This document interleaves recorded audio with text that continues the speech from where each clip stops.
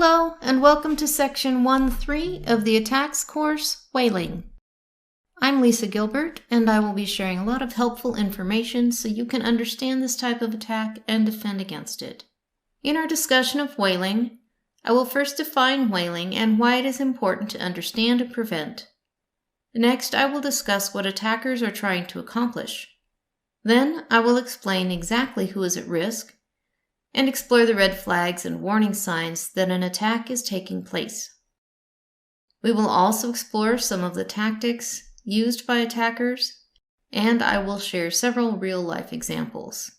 Lastly, I'll describe how you can protect yourself and your organization from whaling attacks. Before we can discuss whaling, we need to understand what it is. Whaling, also known as CEO fraud, is the fraudulent use of a compromised email account of a CEO or other high-ranking executive.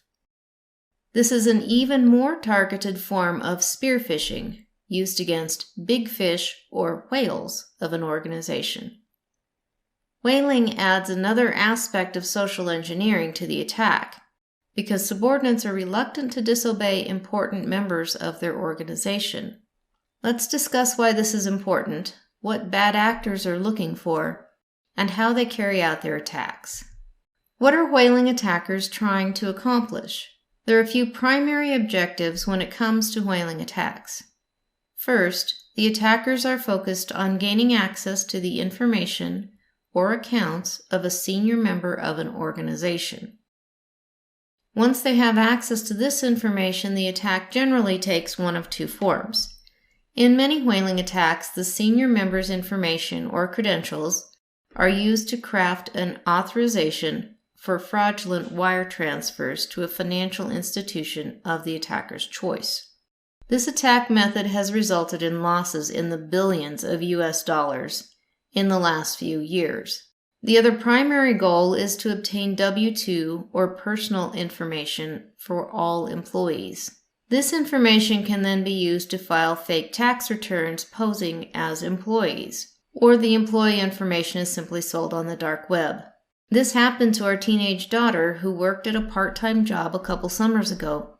Her identity was stolen, and someone filed taxes in her name. This is still causing problems for her and for us every time we file our taxes. So who is at risk for a whaling attack?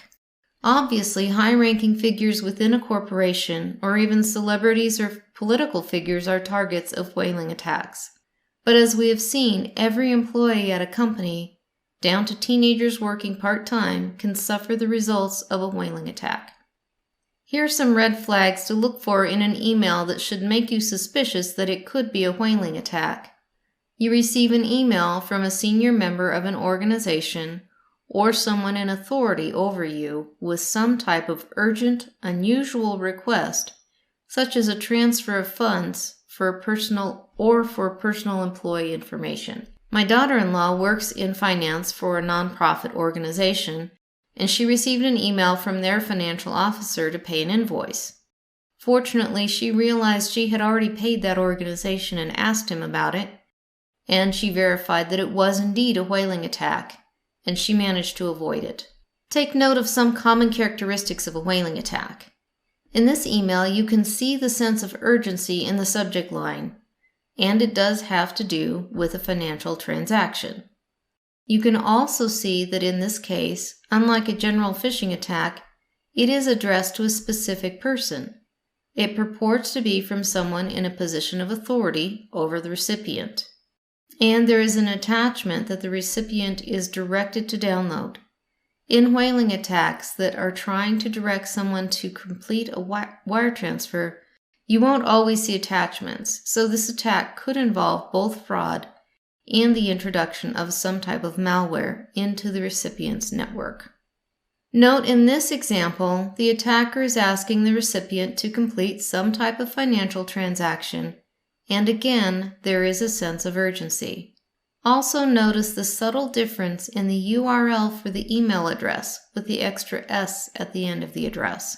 It is very easy and inexpensive for attackers to register a new domain name that is subtly different from the company they're attacking.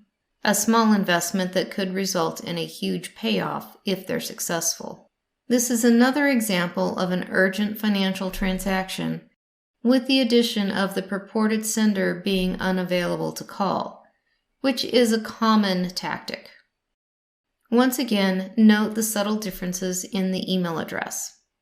In this example from 2015, Snapchat admitted that employee details were accidentally sent to a scammer after a staff member fell for a phishing email that purported to come from the CEO, so a classic whaling attack.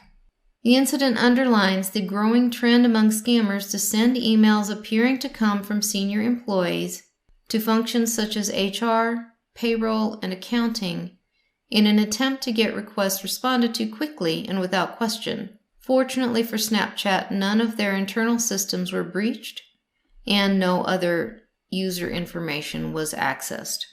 Snapchat alerted the FBI to the incident and contacted those employees who could be affected to offer free identity theft insurance and monitoring.